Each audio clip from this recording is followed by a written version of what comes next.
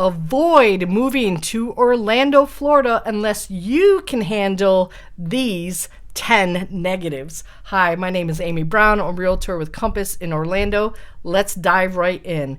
When I was doing research and choosing which city to move to in Florida, I had to take a good look at all of the negatives of Orlando, and I had to accept these negatives, which is some days harder than others. Let's dive right in. Number one, the weather. In the summer, it's just unbearable. The heat is intense, and there are rainstorms almost daily. Luckily, they only last about 15 to 30 minutes each day.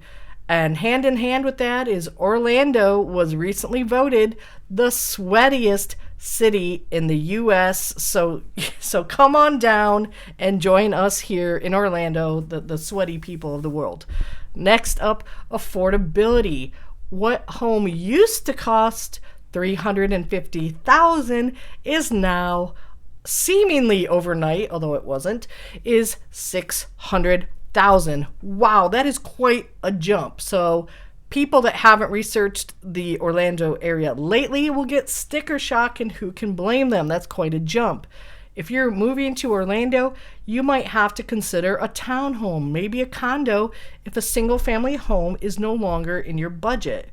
You might need to change your location. You might need to be further out from Orlando, or you might need to change your price point, which can be painful.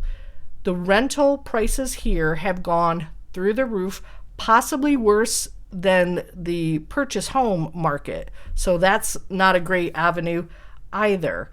Interest rates are higher. Home insurance has been going up, and up. So affordability, definitely an issue you have to think about. Next up, hurricanes. Orlando can still definitely get hit by hurricanes. But one of the benefits of being in Central Florida is you are less likely to be hit directly. Having said that, you still need to prepare for power outages, which still might happen from the windstorms that will come. So way in advance, you need to stock up on non-perishable foods, flashlight and battery, all those, candles, water, you name it. If you wait to the last minute, you're going to be in a shock when you go to your local store and the shelves are empty. So plan ahead. Next up, employment. There are a lot of hospitality and service jobs here, but the high-tech jobs are definitely increasingly coming to Orlando, but the pay hasn't quite caught up to the northern standards. I can tell you from personal experience that family members have received lower pay in the healthcare fields for the same job up north. So we really need the wages in Orlando to catch up. Next up is traffic. We have a ton of residents year-round in Orlando, and then you add in 73 million visitors per year. So you have people from all different states, from overseas, with different driving styles. Some of them are used to driving on the other side of the road, with really not great public transportation options. So there are a lot of rental vehicles on the road, and that can make for a lot of frustration because tourists, I've done it myself. We definitely drive differently when we're on vacation and we're looking for the nearest Buc-ee's. Construction. There's always construction on the highways, and as soon as the construction is over in one phase, the population has exploded already, and the new road or the road widening is no longer sufficient. So it's constant. And there are apartment complexes going up. There are new attractions, office buildings, hotels, you name it. And the roads will often go down to one lane, which is crazy. So that can be very frustrating. And next up, contractors.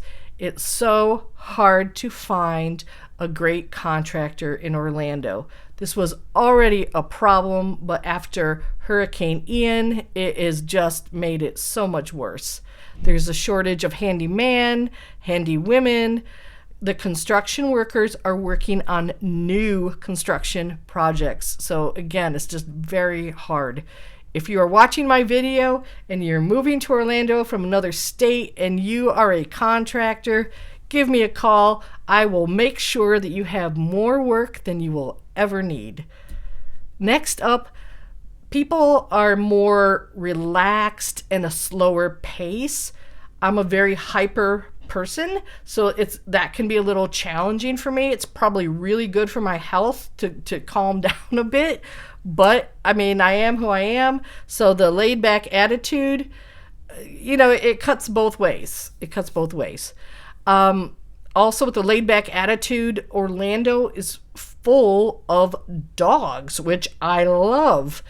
I'm a dog lover, so this is perfect for me. If you go to a green market, you're going to see the market full of dogs. There are dogs at outdoor dining. There are dog beaches you can visit. There are dog parks. So that kind of plays in with the more laid-back lifestyle. So if you don't like dogs, I'm not sure that Orlando is going to be for you. Next up, red tide. If you want to hit the beaches, you want to go to Clearwater, the west coast of Florida, there are algae blooms where occasionally, or more than occasionally, the beaches are closed.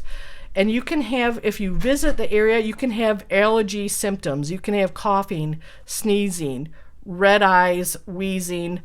For the most part, that's short term. That's from the red algae toxins in the air, and it will go away. The symptoms will go away, but it can be very disturbing and distressful when it's happening.